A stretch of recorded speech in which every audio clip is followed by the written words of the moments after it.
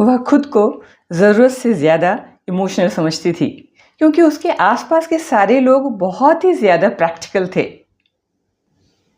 वे वहाँ भी अपनी इमोशंस दिखाने में चूक जाते थे जहाँ उसकी सबसे ज़्यादा ज़रूरत होती थी। जैसे कि जब वह अस्पताल में भर्ती थी, उसके अपने ही घर वाले अस्पताल तक तो पहुँच गए, लेकिन उस वार्ड तक नहीं पहुँच पाए जहाँ वह अपने बेड पर लेटी हुई थी। और उसे उन लोगों की इमोशनल सपोर्ट की बहुत ज़्यादा ज़रूरत थी।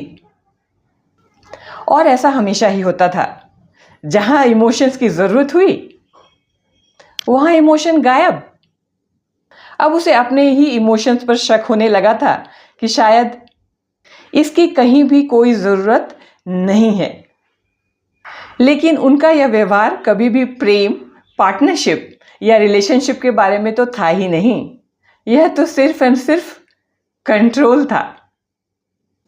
और यह भी उस ग्रुप का एक बहुत ही इम्पॉर्टेंट नियम था जिसे यह परिवार बहुत ही ज़्यादा शिद्दत के साथ निभाता था।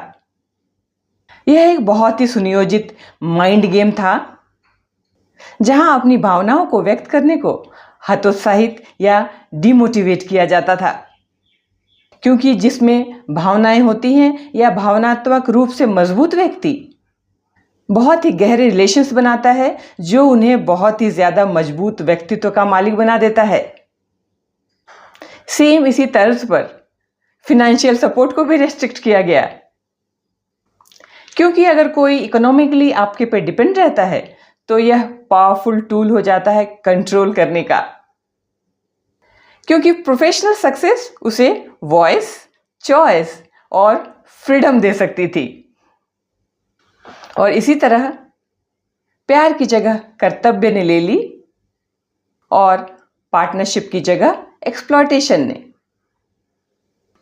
और इसका उद्देश्य सिर्फ और सिर्फ यह था कि उसे इतना थका दिया जाए कि वह आने वाली ज़िंदगी या आगे की ज़िंदगी के बारे में ज़्यादा सोच न सके और उनकी हाथ की कठपुतली वह हमेशा के लिए बनी रहे।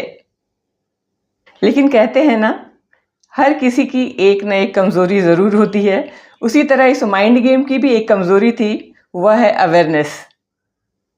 जिस दिन उस महिला ने इस पैटर्न को पहचान लिया, उसने अपनी शक्ति को रिक्लेम कर लिया। और उसे समझते यह देर नहीं लगी कि वह कमज़ोर तो कभी थी ही नहीं। बस नियम इस तरह से बना दिए गए थे कि उसे अपनी वास्तविक शक्ति का एहसास न हो सके। इस पर आपकी क्या राय है, कमेंट में ज़रूर बताइए।